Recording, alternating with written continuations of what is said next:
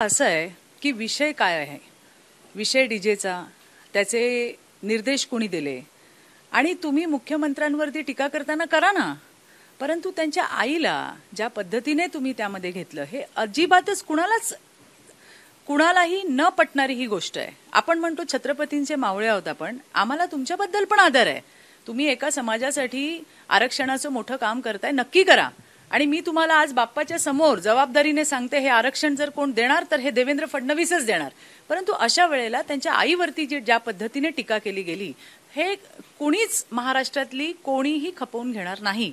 नंतर मला असं कळलं की त्यांनी त्यांचे शब्द मागे घेतले. चांगलं आहे ना, स्वागत आहे. शब्द मागे घेतले असतील तर स्वागत आहे. पुन्हा याची पुनरावृत्ती होऊ नये याची त्यांनी काळजी घ्यावी. आणि राहिली गोष्ट माझी, मला जे खटकलं ते मी त्या ठिकाणी बोलले आणि त्याच्यावरती त्यांनी नेहमीप्रमाणे आणखीन मलाही काय काय बोलले असं मी काहीतरी पाहिलंय. पण मी म्हटलं की जसं की आम्ही बाप्पाच्या आगमनाची वाट बघत असतो आणि मी त्या तयारीमध्ये होते, त्यामुळे वेळ आल्यावरती त्यालाही उत्तर आम्ही व्यवस्थित देऊ. माझा फक्त आक्षेप याच्यावरच होता आणि तो आक्षेप म्हणजे की मुख्यमंत्र्यांच्या आईवरती ज्या पद्धतीने शिवीगाळ केली गेली ही महाराष्ट्रात खपवून घेतली जाणार नाही. छत्रपती शिवाजी महाराजांना तरी हे अभिप्रेत आहे का? किंवा अभिप्रेत म्हणजे अशा पद्धतीने तुम्ही महिलांना जर शिवीगाळ करणार असाल, तुमचा मुद्दा चांगला आहे, तुमचा हेतू शुद्ध आहे आणि तुम्ही त्यासाठी लढा ना, त्यासाठी कोणी मनाई केली आहे. पण म्हणून तुम्ही मुख्यमंत्र्यांच्या आईला वगैरे जर यामध्ये ओढणार असाल तर हे आम्ही नाही खपवून घेणार. आणि मला ते काय बोलले हे मी ऐकलं. मी काही कोणाला घाबरत नाही, मी कोणाच्या बापालाही घाबरत नाही.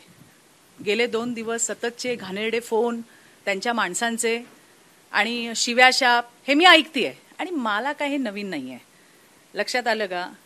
नवीन का नाहीये? कारण जर आपण आपला मुद्दा योग्य आहे आणि त्या ठिकाणी आपण बोलतोय तर त्याच्यावरती टीकेची जोड ते पण देण्याची पद्धत असते. परंतु इथे शिव्याशाप घाणेरडं काय म्हणजे मी सांगू शकणार नाही. इतके कॉल्स मला आले, धमक्यांचे फोन आले, तुला हे करू आणि तुला ते करू. असेल ज्याच्यात दम त्याने यावणी करावं, मग बघू काय होईल ते. विषय काय होता? विषयच हा होता की त्यांच्या आईला आपण बोलू नये. आणि जरांगेंनी त्यांचे शब्द जे आहेत ते मागे घेतले म्हणूनही मला काल माध्यमातून कळालं. स्वागत आहे ना त्याचं. हे शब्द जर मागे घेतले असतील तर ते स्वागत आहे, परंतु या शब्दाची पुनरावृत्ती पुन्हा होऊ नये याची काळजी त्यांनी घ्यावी. काल ते असं बाईटमध्ये म्हणाले की आमची आई जेव्हा कावळ्यात पडली होती किंवा तुम्ही मेल्या होता वगैरे अशा शब्दात तुमच्या मी तुम्हाला हेच नाही. कसं आहे, माझा मुद्दा हा व्हॅलिड मुद्दा होता. तुम्ही आरक्षणासाठी लढताय, समाजाच्या भल्यासाठी लढताय, तुमचं स्वागत आहे. मुख्यमंत्र्यांवरती तुमचा रोष असेल तुम्ही नक्की त्यांना बोला, त्याच्यासाठीची पण भाषा आहे. आणि पण तुम्ही त्यांच्या आईला बोललात तर आम्ही कसं काय सहन करणार? तेच नाही, दुसरे जरी कोणी मुख्यमंत्री असते आणि त्यांच्याही आईला बोलले असते तर आम्ही नसतं सहन केलं. शेवटी आम्ही महाराष्ट्रातले स्त्री आहोत आणि कोणी असू दे, कुणाबद्दल वाईट बोलायचं कुणाला अधिकार नाही. आणि ते मला बोलले, आता काय त्याच्यावरती काय उत्तर द्यावं? एका ठिकाणी तुम्ही छत्रपती शिवाजी महाराजांचा आदर्श सांगता आणि दुसऱ्या ठिकाणी आमच्यासारख्या महिलांवरती बोलता. तू काय आहे, तुझं कुठलं गबाळ उचकीन, काय उचकायचं ते? काय बोलायचं काय मला सांगा ना तुम्ही. म्हणजे आम्ही जर काही बोललो तर आमच्यावरती अशा पद्धतीने त्यांची सगळी माणसं सोडायची, त्यांनी आम्हाला घाणेरड्या शिव्या द्यायच्या, आम्हाला वाटेल त्या शब्दामध्ये बोलायचं आणि आम्ही काहीच बोलायचं नाही. म्हणजे यांनी हे चुकले तर यांना दाखवायचं नाही आणि जर आम्ही दाखवलं तर यांची सगळी टोळधाड आमच्यावरती सोडायची. मी काय त्याच्यातली घाबरणारी नाहीये. माझं नाव चित्रा वाघ आहे. तुम्हाला आमदार खासदार व्हायचं असेल आणि म्हणून तुम्हाला